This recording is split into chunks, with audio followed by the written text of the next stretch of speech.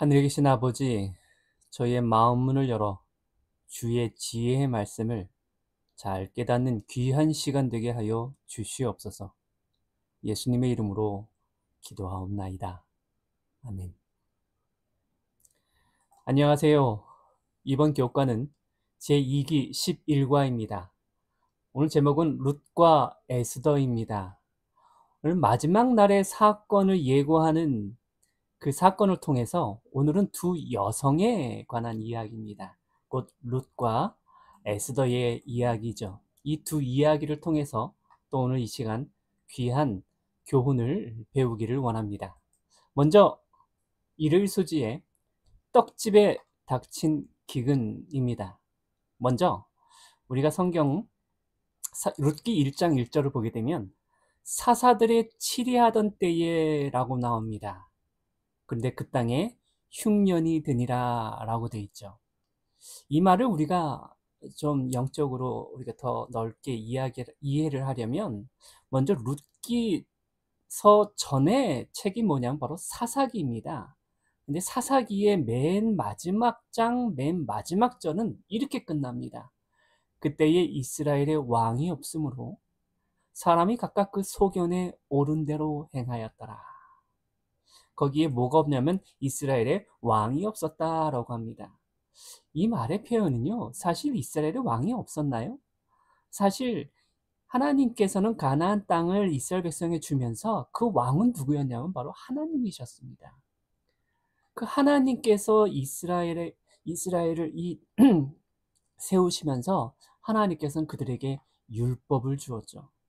결국 예수님이 없음으로 말미암아 하나님의 말씀에 기근, 흉년을 배경으로 이야기하고 있는 것이죠. 이 배경 속에 누가 나오냐면 결국 엘리멜렉과 나오미가 나옵니다. 결론적으로요. 말씀의 기근, 율법을 알지 못하는 무지의 기근. 그 결과 결국은 하나님께서 율법에 팔지 말아야 될, 그리고 하나님께서 그 땅을 주신 이유가 분명히 있음에도 불구하고 결국은 그 기업을 팔고 모압 땅으로 가서 더 잘 살아보고자 행했던 엘리멜렉과 나오미의 이야기입니다.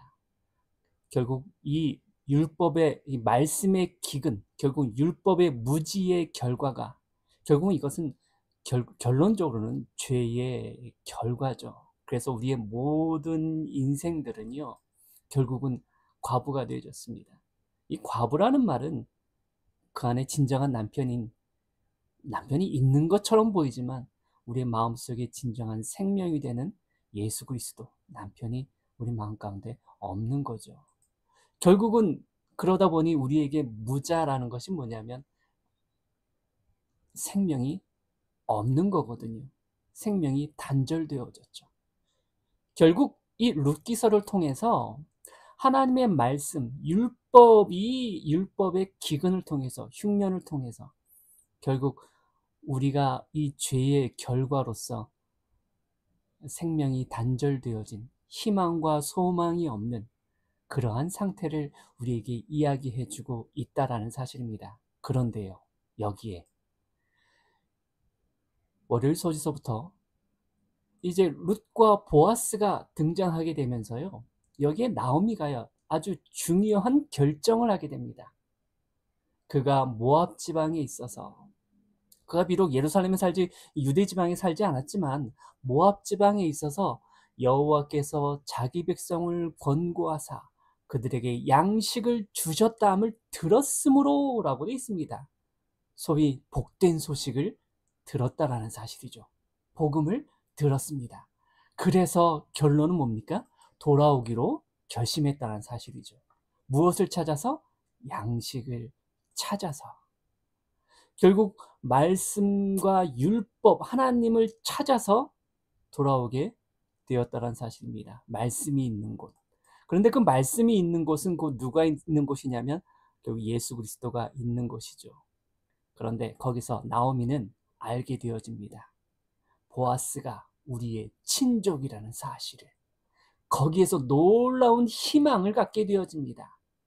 율법에 나의 땅을 되찾을 수 있는 분, 친족, 오직 율법의 친족만이 이 모든 땅을 회복시켜 줄 수 있는 분이셨기 때문입니다.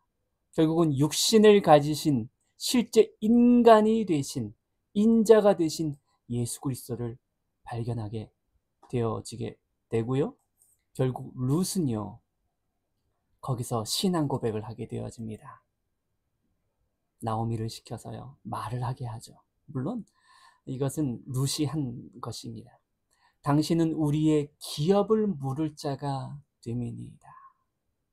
예수 그리스도는 진짜 우리에게 희망이 되고 소망이 되신 분이십니다. 룻은 이러한 신앙 고백을 했다라는 사실입니다. 그런데요, 룻기서를 보면 룻은 사실 모압에 살다가 다시 양식을 찾아 말씀을 찾아 유대에 온 것입니다. 그건 굉장히 사실 쉬운 일은 아니었죠. 예. 그럼에도 불구하고 나오미와 룻은 결심을 했고 하나님의 땅, 양식이 있는 곳으로 돌아왔다라는 사실입니다. 그리고 그 자리에서 누굴 발견하게 되냐면 예수님을 발견하고 그분이 친족임을 알게 되고 거기서 신앙을 고백하게 되죠. 룻이 한 일은 여기까지의 일입니다. 그리고요, 그 다음부터 모든 것이 회복되어지는 것은 누구의 일이냐면요, 화요일서에 보면 구속자 보아스가 등장하면서요, 이 모든 과정은요, 누가 진행하냐면 나오미와 룻은 그 다음부터는 한 일이 없어요. 그냥 가만히 구경만 했어요. 그리고 나서 구속자 보아스가 일을 해 나갑니다. 그런데요, 그 일을 회복시키는 그 일을 해 나감에 있어서 걸림돌이 있었죠. 누구였냐면 나오미와 룻보다도 더 가까운 친척이 하나 있었는데요. 그 친척을 해결해야만 되는 것이죠. 그것을 해결하고 결국은 땅을 회복시켜주기 위해서 보아스는 성문으로 나아갑니다. 성문으로 나아갔다는 것은 심판을 통한 구원을 공증하는 일이었죠.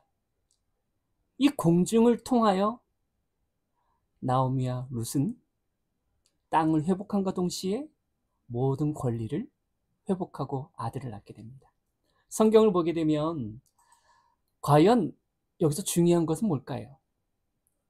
하나님을 잘 모르고 무지하고 알았지만 하나님을 무지한 가운데 모압 땅에서 세상을 향해서 살던 나오미와 그 가족들이 결국은 돌아갈 결심을 하고, 여기서 중요한 것은 추상적인 하나님이 그냥 추상적으로 머문 것이 아니라 진정한 나의 하나님이 되었다라는 사실입니다.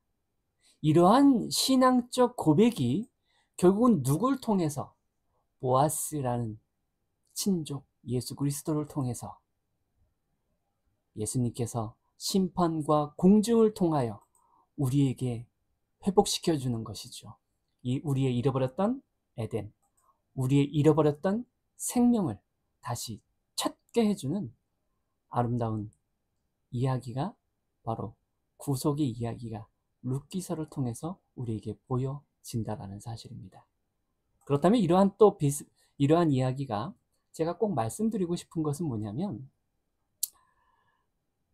이러한 심판에 대한 예수 그리스도의 심판에 대한 마지막 재림 성도가 영원한 복음과 세천사의 기별 속에서 이 심판의 기별이, 재림전 조사 심판에 대한 기별이 굉장히 우리에게는 추상적으로 보이거든요.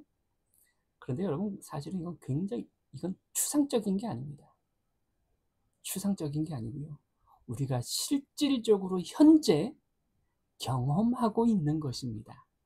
그 경험은 무엇으로서 경험되어지냐면요, 여러분, 심판이란 개념은요, 결국은 재림전, 쉽게 우리가 말하면 이제 재림전 심판, 이런 심판에 대한 기별은요, 철저하게 무엇을 기반으로 하고 있냐면 안식일 기별입니다. 안식일 기별과 재림 기별, 소위 심판의 기별은 이걸 따로따로 떼어서 전해질 기별이 아니라는 사실이죠. 사실은 우리는 이 심판을 통하여, 안식일을 통하여 우리는 매번 우리는 하나님의 백성으로 공증되어진다라는 사실입니다. 그 다음 이야기는요, 하만에 대한 이야기입니다. 에스더서로 넘어가 보도록 하겠습니다. 그런데 에스더서를 먼저 공부하기 전에 한번 에스더서의 배경을 한번 보도록 하겠습니다. 먼저 에스더서는요, 예루살렘이 귀환 명령이 내려졌습니다. 그런데 여기 보게 되면 모르드게와 에스더는 예루살렘의 귀환 명령에 순종하지 않았어요. 소위 스룹바벨과 에스라와 니에미야가 몇 번에 거쳐서 계속 예루살렘을 향해서 돌아가라는 명령을 내렸지만, 그리고 그들을 데리고 예루살렘으로 복귀했지만, 여기 보게 되면 모르드게와 에스더는 이러한 복귀 명령에 순종하지 않고요, 페르시아의 수도에서 편안히 거하게 됩니다. 문지기의 역할로서요. 또 한 번, 그러면서 두 번째는 뭐냐면요, 이 모르드게와 에스더는 스스로 본인들이 유대인임을 숨겼습니다. 소위 그들의 정체성을 숨기고 살았죠. 여러분, 그러면 진정한 신앙인의 눈을 보기에 하나님을 온전히 순종했다라고 볼 수 있을까요? 또 한 가지는 뭐냐면 왕후가 되는 거였습니다. 왕후가 되는 것이 과연 하나님의 백성에게 과연 적절한 행위였을까? 선택이었을까? 우리가 에스더를 보게 되면요, 사실 모르드게와 에스더는요, 하나님께 온전히 순종했다 라는 것에는 사실 퀘스천 마크가 붙여지게 되어집니다. 그런데요, 이 마지막 시대에 사단의 품성이 이제 드러나게 되는데요. 어떻게 드러나게 되냐면, 결국은 이 사단의 품성은 뭐냐면 권력욕, 지위욕, 그리고 자기 자신을 결국은 추종하고 자기 자신을 경배케 하기를 강요한다라는 사실이죠. 이럴 때에 갑자기 니고데마 아니죠. 모르드게가 등장하면서 이 사실을 거역합니다. 그러면서요, 유다인임을 고백하면서 정체성을 회복합니다. 그런데요, 이 마지막 시대에 결국 하나님의 백성이 세상적으로 사는 어떤 것처럼 보였던 한 개인이 결국 정체성을 회복하게 되면서 어떤 일이 벌어지냐면, 결국은 에스더 3장 13절과 14절을 통해서 보게 되면 사형 명령이 내립니다. 이럴 때에 갑자기 또 누가 등장하게 되냐면 에스더가 등장하죠. 그러면서 모르드게가 에스더에게 말합니다. 이때에 내가 만일 잠잠하여 말이 없으면 유다인은 다른 데로 말미암아 노임과 구원을 얻으려니와 너와 내 아비 집은 멸망하리라. 내가 왕후의 위를 얻은 것이 이때를 위함이 아닌지 누가 아느냐.